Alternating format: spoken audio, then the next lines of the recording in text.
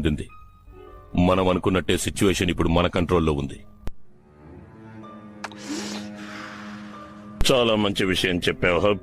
ఇక ఈ లోకల్లో మనల్ని ఎవ్వరూ ఏమీ చేయలేరు. ఓ, ఈ వార్త విని సంతోషిస్తున్నావా అలెగ్జాండర్? నా కల నిజమవుతున్నట్టే. అందరికంటే నువ్వు ఎక్కువగా సంతోషిస్తావని నాకు బాగా తెలుసు. సార్, మీరు చూస్తూ ఉండండి. ఇంకొద్ది రోజుల్లో బూరి బూరి కింగ్డమ్ ఖజానా మన సొంతం అవుతుంది.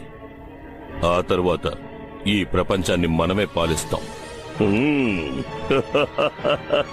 బూరి బూరి కింగ్డమ్ ఖజానా.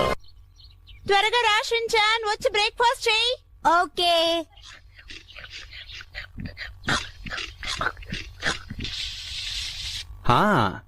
ఈ సంవత్సరం గేమ్ లో జైన్స్ టీం గెలవాలంటే నిజంగా చాలా కష్టపడాలనుకుంటాను.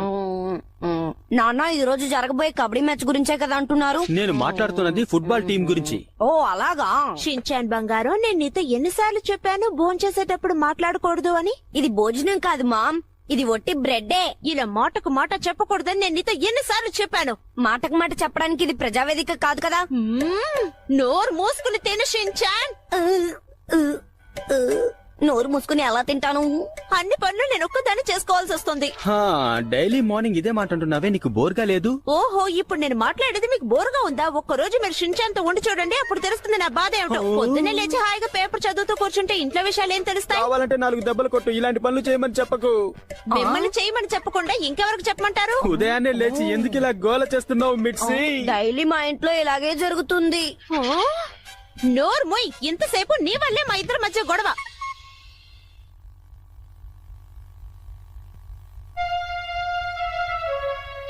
నీ అల్లరికి హద్దంటూ లేకుండా పోయింది.